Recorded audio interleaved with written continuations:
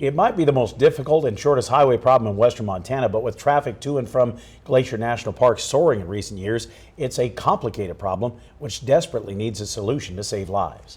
During his tenure as Missoula District Administrator, Ed Taves and his team with the Montana Department of Transportation have accomplished an amazing amount of work. A majority of the Kalispell bypass was finished. Major freeway interchanges have been built. Dozens of bridges restored or completely replaced on I-90, in the Bitterroot, and in Missoula. Even the dilapidated bridge at Hungry Horse is gone. But just west of there is a project which still needs a fix. And Taves, who's retiring from MDT to go into the private sector, says Badrock Canyon is extremely difficult. Perched at the bottom of the cliff between Columbia Mountain and the Flathead River, it's a highway where lives have been lost and solutions haven't been found. If you go behind the guardrail and look up at Columbia Mountain, there's this large ledge up there.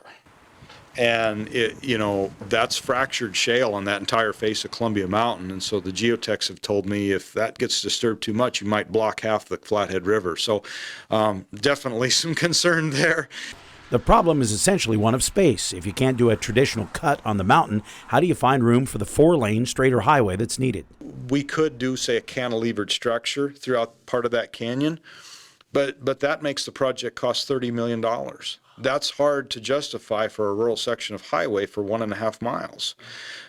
If we could do, say, an earthen retaining wall, it could cut the cost in half. That is doable.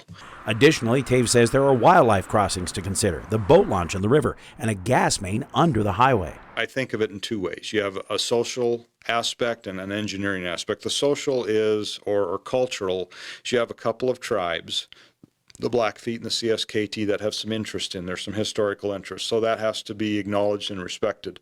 What has Taves worried is the present danger. While the road from Hungry Horse east and west to Columbia Falls is all 4-lane with a path for bikes and hikers, there's no provisions at all in Badrock.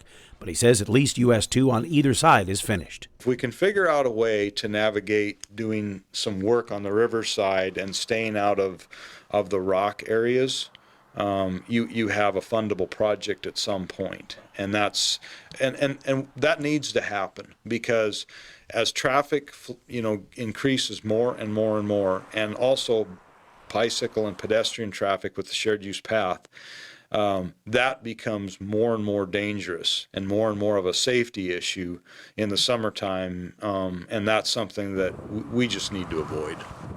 Now, the MDT has hired an engineering firm to begin looking at possible solutions for Highway 2 through Badrock Canyon, and hopefully those ideas could help with the question of how to pay for those improvements.